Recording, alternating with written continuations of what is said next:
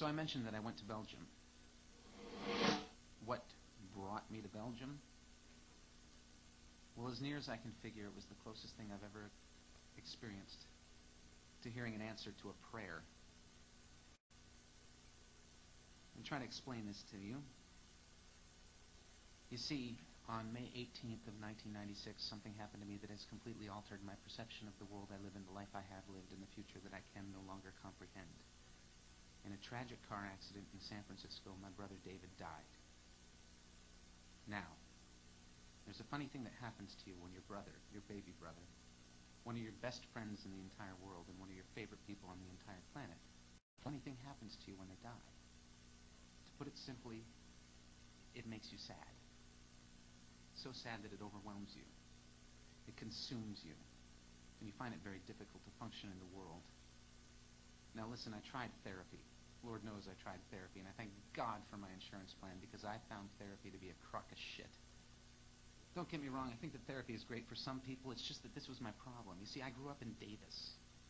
It's a small town. It's a tiny town. So when my brother David died, his picture was plastered on the front page of the local paper twice in 1 week above the fold. One time to announce his death, and a second time to review his funeral. We got a very favorable review. So the first day that I walked into my therapist's office, the first thing he said to me was, "I've read a lot about you and your family and your brother in the paper." Now listen, anybody who has ever tried to convince me on this concept of therapy has told me that the greatest thing about therapy is that you can be completely and totally anonymous. But right away I felt like my anonymity was out the door. But that was okay, I was willing to give it a shot. He sat me down and he said, "How are you feeling?" And I said, "To tell you the truth, I'm kind of sad." And he said, "Why are you sad?" And I said, "Because my brother died." So we talked about it. In the next session, "How are you feeling?" "Still sad." "Why are you still sad?" "Because my brother's still dead." And the next session, "How are you feeling?" "Still sad." "Why are you still sad?" "Because my brother's still dead." Let's face it, everybody, there is no cure for a dead brother. On our final session, my therapist told me that he hated to tell me this, but my insurance had run out and he was going to start having to charge me $100 an hour for these enlightening conversations, and he really thought we should continue. Gee, I wonder why he thought we should continue. So I said goodbye, and since I've come to recognize that my life has been so incredibly wacky that I find myself here today with this overwhelming desire to talk to somebody, but I don't want to pay a therapist $100 an hour, so I thought what I would do is this. So here we go, look. My relationship with death started very close to my relationship with life. I was only 3 years old when my Aunt Karen was shot to death by her lesbian lover. Lesbians seem to haunt me.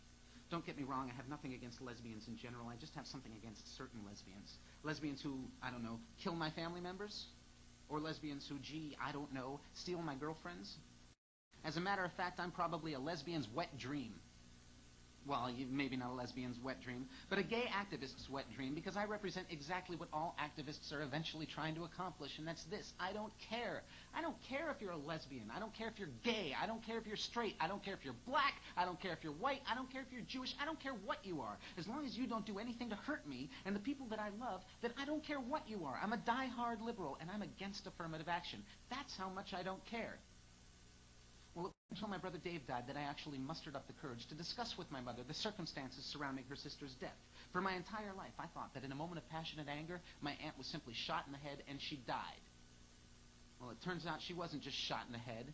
She was shot in the head, she was shot in the chest, and she was shot in the arm. She was shot 3 fucking times.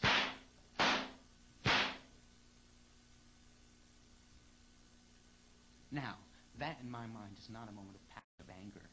That, in my mind, is a moment of cold-blooded murder. Here's the point. You see, my Aunt Karen was only 24 years old when she died. My brother David was only 24 years old when he died. And, coincidentally, James Dean was only 24 years old when he died. My biggest fear in Dave's death is that he's just going to become the one who died. Because that's the way Karen feels to me. It feels like she's just the one who died. It's like she was here for a while, yes. And then she died, and now she isn't here anymore. Don't get me wrong. I know that everybody thinks about Karen, but we never talk about her. Christ, it took me 24 years in the death of my brother to actually discuss her with my mom.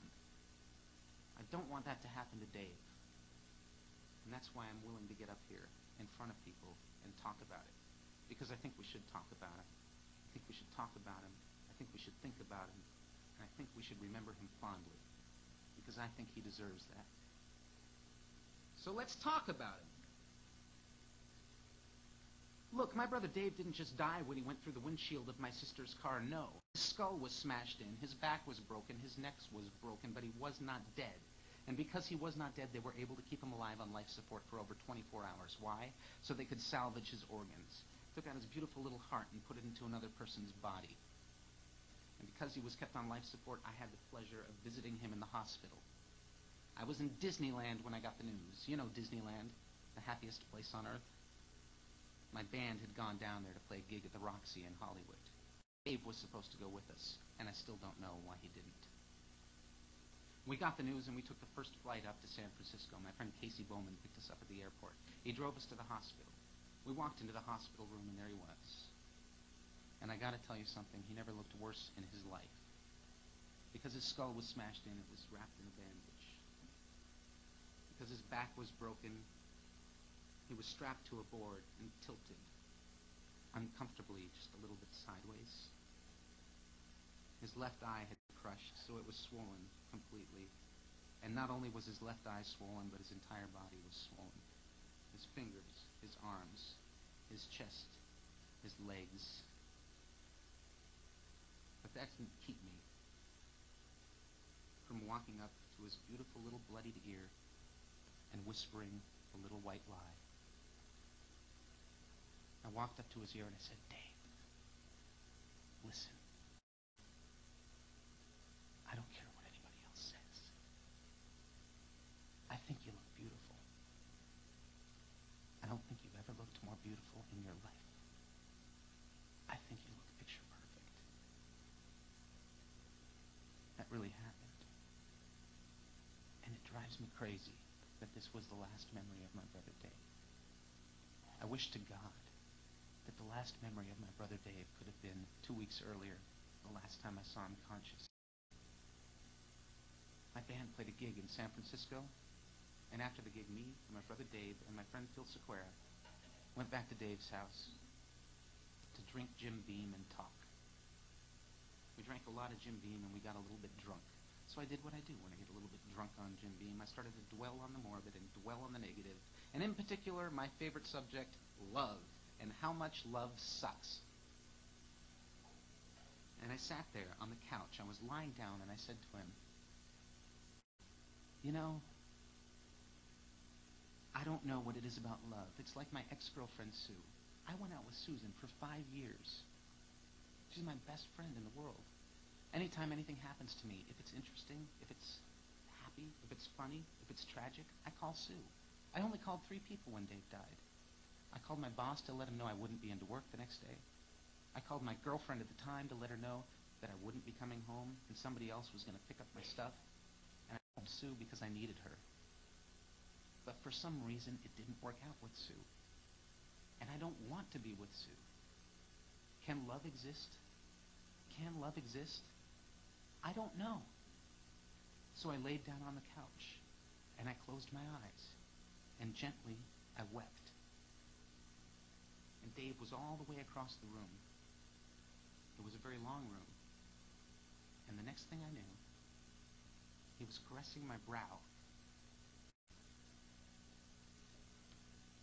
much like my mother used to do when I was sick with the flu.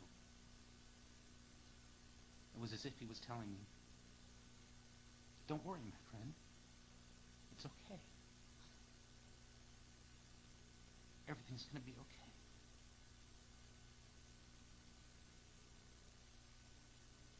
And I wish that was the last memory of my brother Dave.